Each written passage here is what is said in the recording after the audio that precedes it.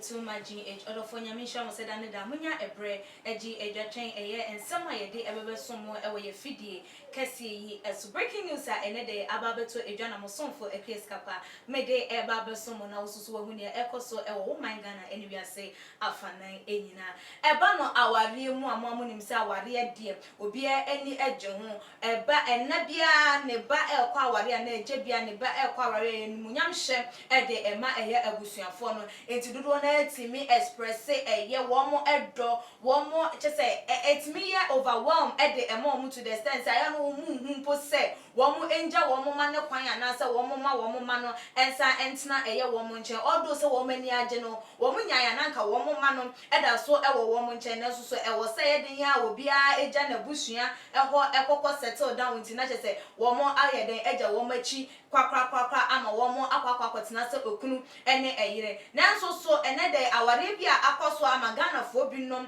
a year and Nebi. I draw what done the dear edit trend ba abra just and ba el kwa warena akwa ye kasa just I done sere any abasa wo mo e twen no say ya na ni nyina ye se ye maami a just ne ba ekọ ye aware na no mu just wo no na ejina ne ba ne nchen address no ahwe ede ye volagu ne so wo ye ahwa toto enwoma nyina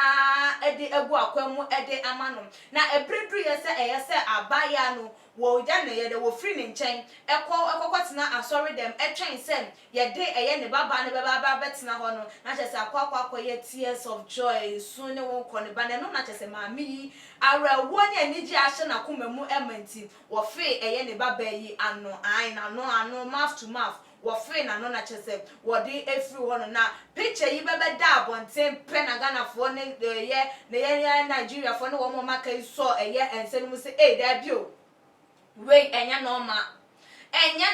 cry aden antine mama so ni ho na funu ni ho ne nsa ni ho eba ne sen na no mom e na otimi kokofe ye ebinum susu se maame no wone ne baba no wo mo ye supi na ebinum so se ade bi we ne nka bone bia enim eye odra maame yi wo ede ma ne ba enu nti e na ama enede yi wanya sa papa ne se me ba ekọ agya me eye den ama tete na abedu san pempenso yi enne wanya be ma papa bi baba be so ni wono nso so ye baba be friend mrs wono nso enche wo be wo ama ne ma afra ne ma ama me so ya friend me grandma dia enne den na metimi aye dia kire me be yi se me don me penasem just to ye se me ma ne peg me ma ne kiss na enu nti wa ya boni ben ena ewo mu na so dodo na wonim se Ghana hanom de Africans ene ye mentality will be ane se de wodwen esi ebinum susu se de bi entwaye ekwan wodo bebre wo honom a odo wobetimi afa so e de akire eye wo ba as ena na so se wo be fe wo baba anopa edie enye ne kwan so a eno no on the day se wo se ware a de bi ene entwaye ene ebinum so se de bi o eye be ma na nka eye sa e de kire ne baba na dia ena nka ye be ka se ebi akwada no ne papa ehihye ho nanso ne maame de boni ben ena ewom emrofo eye entinu we de anka enye hwe nanso so dodo na ene eye ebinom anye adwen efa eye ensem no ho akwakoye eye ade akwakoye twen mamentwen ewo eye social media na ye free ho no ma na ye bo edi era eye yanka se ye die mu eye prophet woda prophetic hill chapel no say me boy wo nipa kro prophet Nigel Gaisie ene de wono so de na no ato ensem a ekoso e wo social media ni nyina Sylvester Ofori kwa waku ne yire babra Ofori na ensem no emu no na prophet Nigel Gaisie wono de eche se wo hu ne se enye entwaye enye se wo support Sylvester wo ne boni a wadie ehu ana se wo ka bibi e de akire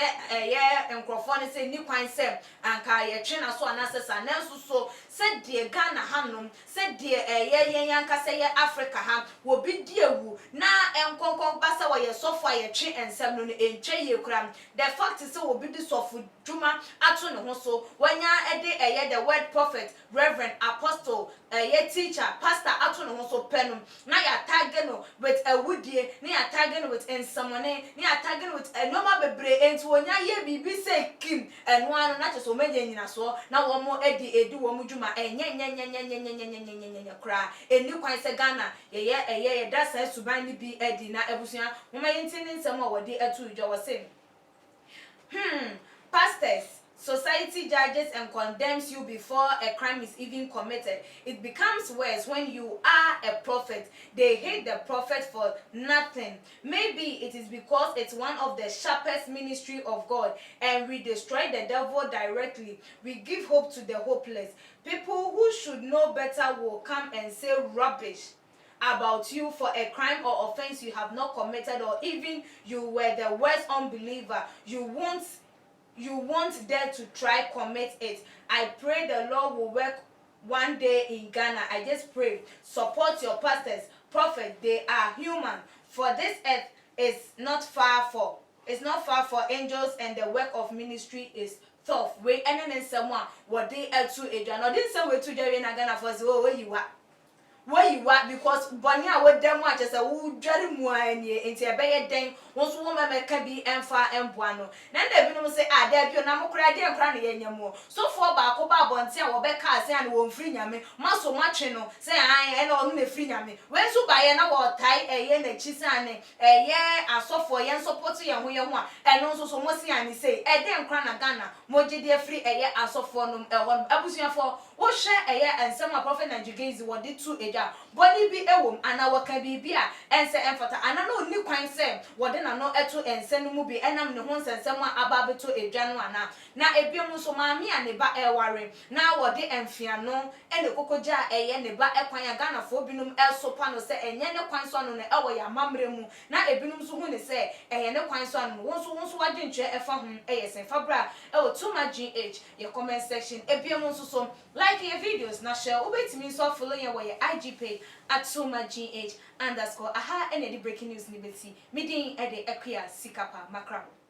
Me dey Isaac Odwampo obetumi afem the great ampo mbrembren wonu me nka mo ne hwe too much GH mo ye too much na me so me ye amo fire too much GH we boy what shout out to your fans and everybody who is watching too much GH.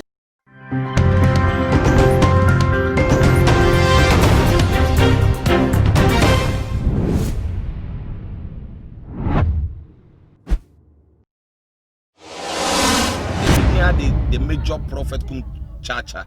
on say me catch was say bomoden na hwe too much GH on say me kan ye nya ne bone pa na kase ye pe wo wi ase ya asodin ti na adam wo hu nyame ye no nyam no wo hu ne ma bi a wo hwehwehwehwe e wo other place ni ade kat won na bomoden na be hwe too much GH be hwe na subscribe bomoden o be hwe pe na wa ye subscribe o subscribe na subscribe na o subscribe a na wo benya ne yama papa a wo pe ahwe nyame hira na ewura.